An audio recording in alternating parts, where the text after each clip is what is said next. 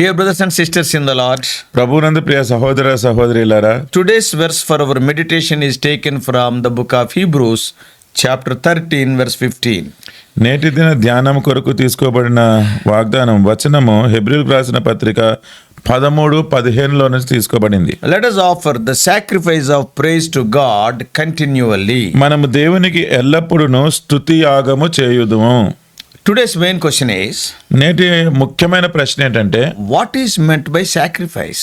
ఇప్పుడు యాగము అంటే అర్థం ఏంటి? Sacrifice means యాగము అంటే giving something that is valuable to me for someone else. నాకు చాలా ప్రశస్తమైనది తీసుకొని ఇతరులకు ఇచ్చేయడం. I may sacrifice some of my time to come over to help you. నా సమయాన్నంతా కూడా త్యాగము చేసుకొని నేను మీకు సహాయం చేయడానికి రావచ్చు. I may sacrifice my seat so that someone else might sit down. నేను నా కుర్చీ త్యాగము చేసుకొని లెగిచిపోతే వేరే ఒకరు కూర్చుంటారు. In a biblical sense, it is thought as giving an offering to God. Bible పరంగా చూసుకుంటే ఇది దేవుని కోసమే ఒక అర్పణ ఇవ్వడం. There are many laws concerning the giving of sacrifices to God. ఇట్లాగా యాగములు దేవునికి సమర్పించడం అన్న దానికి అనేకమైన విషయాలు ధర్మశాస్త్రంలో ఉన్నాయి. For example, there are sin offerings. ఉదాహరణకి పాపానికి ఇచ్చే పరిహారార్థ బలి ఉంది. And there are sacrifices that were intended to make a covering for my sins. నా పాపములను కప్పుకోవడానికి చేసే యాగాలు బలులు కూడా ఉన్నాయి. Then we know about the burnt offerings. మనము దహన బలి గురించి తెలుసు. They are sacrifices that indicated my desire to fully consecrate myself to God. నన్ను నేను దేవునికి సంపూర్ణంగా ప్రతిష్ఠించుకోవడానికి చేసుకునే బలియాగాలు ఉన్నాయి. Then the peace offerings are there. సమాధాన బలియాగాలు ఉన్నాయి. And they are intended to bring me into close fellowship with God. దేవునితోటి చాలా సన్నిహితమైన సహవాసంలోకి తీసుకొచ్చేదానికి ఉద్దేశించి ఉన్నాయి. The sacrifices can be an animal or a dove. బలి అర్పించడం అనేది అది జంతువులైనా ఉండొచ్చు, లేకపోతే పక్షులైనా ఉండొచ్చు. And there are meal offerings. అక్కడ మనకి నైవేద్య బలులు ఉన్నాయి. And which consist of fine flour mixed with oil and placed in a fire to bake. అవి చక్కని పిండిని నూనెతోటి ముద్ద చేసి అది అగ్ని మీద కాల్చడానికి పెడతాం. And this was a sweet savor sacrifice unto God. దేవునికి ఎంతో ఆగ్రహించడానికి ప్రీతికరమైన సువాసనగా ఉండేది. ఆగ్రహించడానికి దేవునికి ఎంతో ప్రీతికరమైన సువాసనగా ఉంటుంది. What smells better than bread baking? ఇప్పుడు ఈ రొట్టెలు తయారు చేస్తున్నప్పుడు దానికంటే చక్కని వాసన ఎక్కడ ఉంటుంది? The fat of the animal that was sacrificed was also placed on the altar as a sweet savor to God. జంతువుకి ఉన్న కొవ్వును కూడా అది దహన బలిగా బలిపీఠం మీద పెట్టినప్పుడు అది కూడా దేవుడు ఆగానించడానికి చాలా మంచి సువాసనగా ఉండేది. But there are things that God considers more important than sacrifices. అయితే ఈ బలి అర్పణల కంటే చాలా ప్రాముఖ్యమైనవిగా దేవుడు ఎంచుకునేవి కొన్ని ఉన్నాయి. King Saul was commanded by God to utterly destroy the Amalekites and all of their animals. రాజైన సౌలుకి దేవుడిచ్చిన ఆజ్ఞ ఏంటంటే అమాలేకీయులందరినీ కూడా స్వాధీనపరచుకొని ఆ జంతువులేమి సమస్తముని నాశనం చేసేయాలి. He was to leave nothing alive.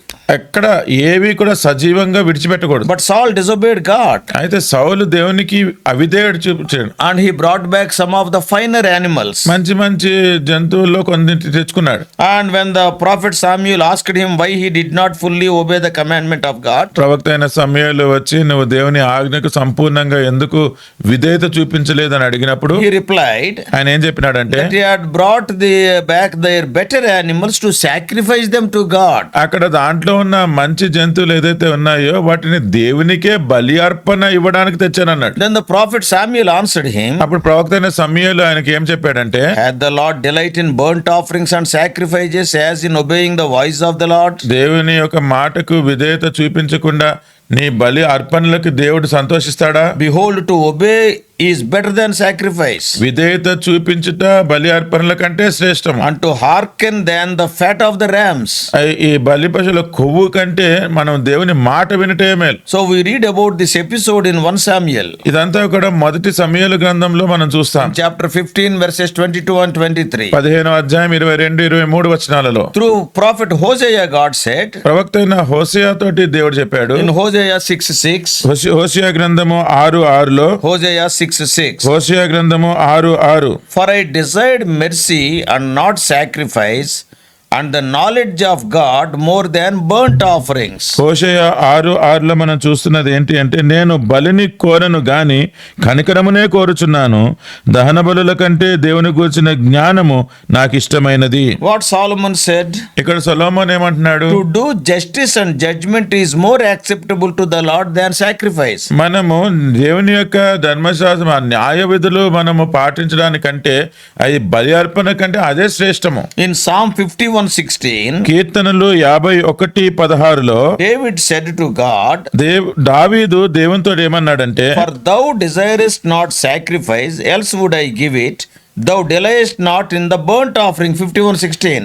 51:16లో నీవు బలిని కోరువాడవు కావు, కోరినేలు నేను అర్పించుదును, దహన బలి నీకు ఇష్టమైనది కాదు. In verse 17, 17వ వచనంలో further continues to say, అక్కడ ఆయన ఏమని చెప్పడానికి కొనసాగిస్తున్నాడంటే, sacrifices of God are a broken spirit, a broken and contrite heart, O God, thou will not despise. విరిగిన మనస్సే దేవునికి ఇష్టమైన బలులు, దేవా విరిగి నలిగిన హృదయమును నీవు అలక్ష్యము చేయవు. God spoke of his weariness with their sacrifices. వారు బలి అర్పణలతోటి దేవుడు విసిగిపోయిన విషయాన్ని ఆయన బయలుపరిచాడు. In Isaiah 1:11, యెషయా గ్రంథము 1వ అధ్యాయము 11వ వచనంలో it is written there, అక్కడ ఏమని రాయబడిందంటే, what purpose is the multitude of your sacrifices unto me, saith the Lord?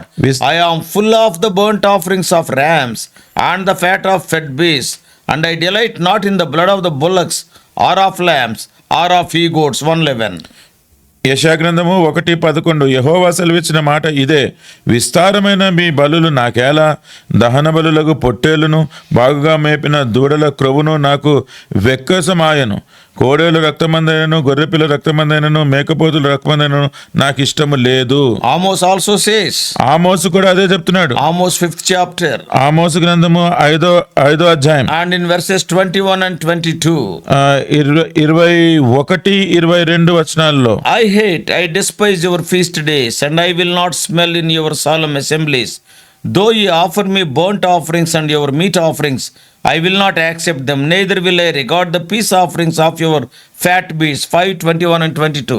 ఆమోసు 5:21-22, మీ పండుగ దినములను నేను అసహించుకొనుచున్నాను, వాటిని నీచముగా ఎంచుచున్నాను, మీ వ్రత దినములలో కలుగు వాసనను నేను ఆజ్ఞాహింపనొల్లను, నాకు దహన బలులను నైవేద్యములను మీరు అర్పించినను నేను వాటిని అంగీకరింపను, సమాధాన బలులుగా మీరు అర్పించు క్రొవ్విన పశువులను నేను చూడను.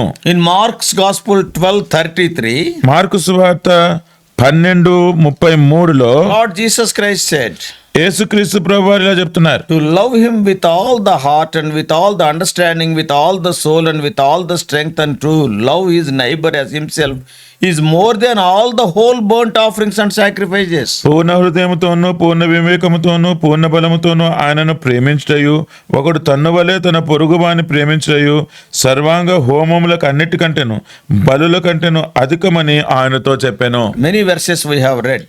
చాలా వచనాలు మనం చదివినాం. What then are the things that God considers more important than the sacrifice of an animal?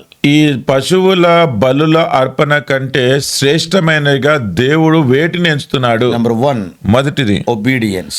విధేయత. Number 2, రెండవది that we have mercy and knowledge of God. దేవుని యొక్క కృప, ఆయన యొక్క జ్ఞానము. Thirdly, మూడవది to do justice and judgment. మనము న్యాయ విధులను ఆయన మాట వినడం. And fourthly, నాలుగవది a broken spirit and contrite spirit. విరిగి నలిగిన హృదయం. Fifthly, ఐదవది to love God with all our heart and understanding and soul and strength, and loving our neighbor as ourselves. మన పూర్ణ హృదయంతో పూర్ణ వివేకంతో పూర్ణ బలముతో ఆయనను ప్రేమించి మన పొరుగువానిని కూడా మనలాగా ప్రేమించడం. These are very important. ఇవి చాలా ప్రాముఖ్యమైనవి, Especially in the New Testament age. ప్రత్యేకంగా నూతన నిబంధన కాలంలో. 5 verses we read and we have seen 5 things out of it. 5 వచనాలు మనం చూసి దాంట్లో 5 ప్రాముఖ్యమైన విషయాలు చూసినాం. There is a sense of fulfillment when we offer a sacrifice to God. మనము దేవునికి ఏదైనా బలి అర్పిస్తే మనకి ఏదో కొంచెం తృప్తి కలిగినట్టుగా ఉంటుంది. To the Jew who brought his sacrifice,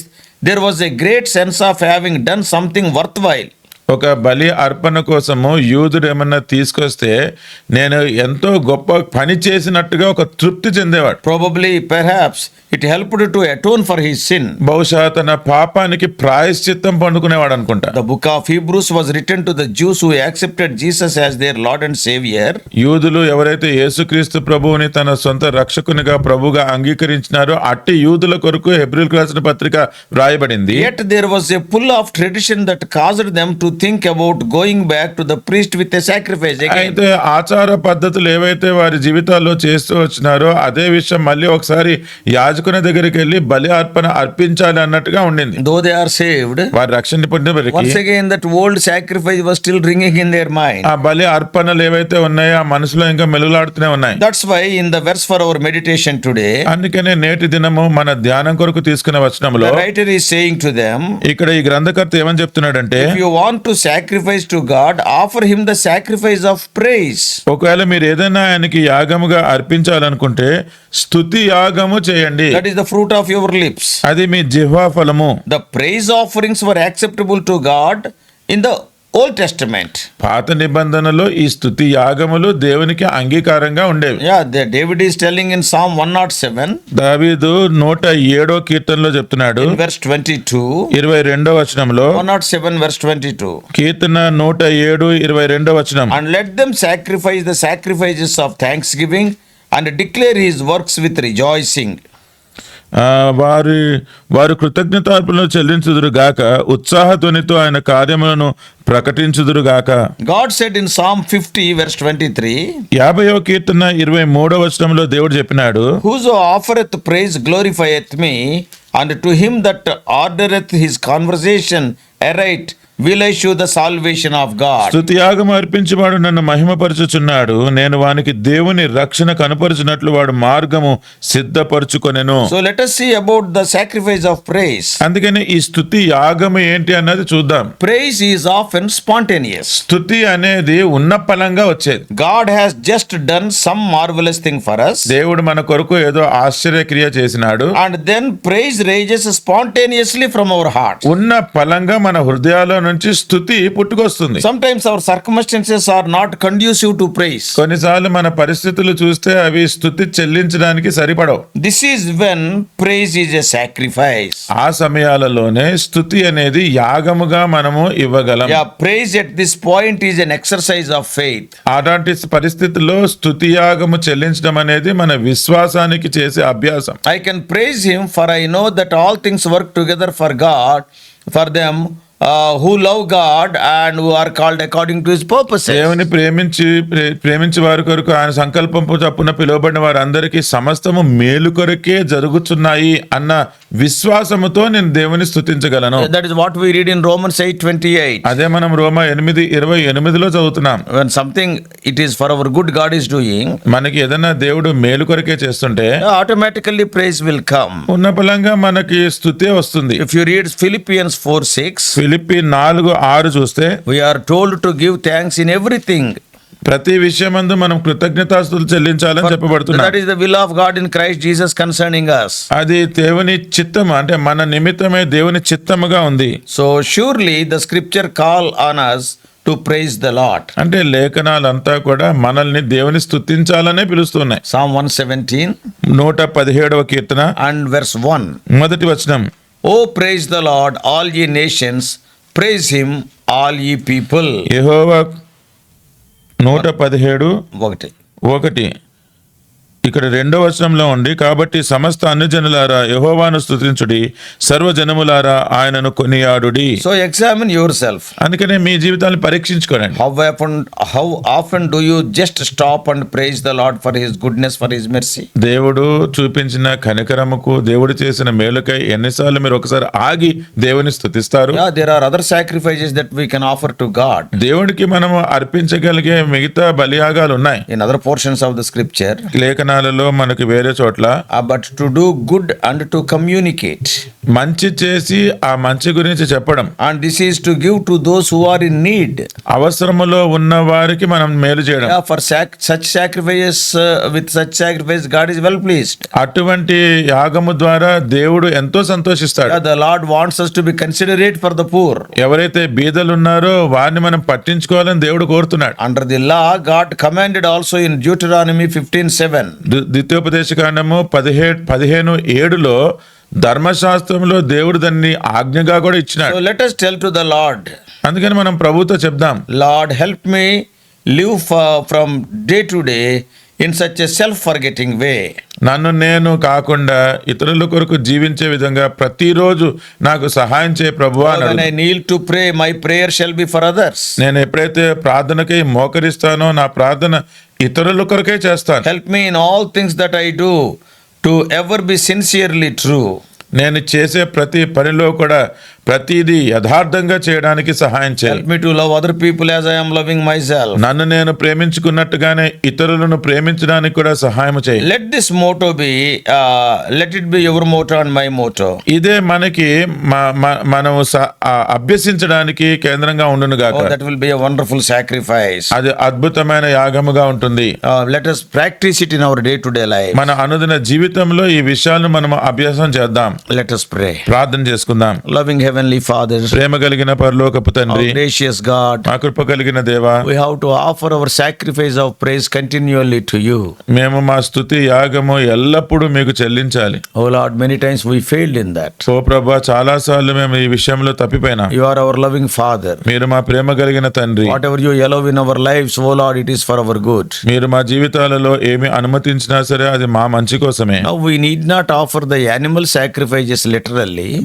ఈ నేటి దినాల్లో మేము పశువులు జంతువుల బలి అర్పణలు మేము చెల్లించిన You అవసరం are లేదు. also not desiring them, వాటిని మీరు కోరుకోవట్లేదు. but thou are desiring an upright heart. అయితే మీరు యథార్థమైన హృదయాన్ని కోరుతున్నారు. And also you are craving for a loving heart, మీరు ప్రేమ కలిగిన హృదయాన్ని కోరుతున్నారు. to treat others also as ourselves, మమ్మల్ని ప్రేమించుకున్నట్లే ఇతరులను కూడా ప్రేమించాలని and కోరుతున్నారు. to do good and show mercy to other people. మంచి మేలు చేసి మేము ఇతరులకు కనికరం చూపాలని కోరుతున్నారు. Give us that attitude. ప్రభు, అటువంటి వైఖరి మాకు ఇవ్వండి. In Jesus' precious name we pray. యేసుక్రీస్తు వారి ప్రశస్తమైన నామములో ప్రార్థిస్తున్నాము తండ్రి. Amen. Amen. God bless you all. Please subscribe for more spiritual messages to the YouTube channel John Victor Telugu Messages.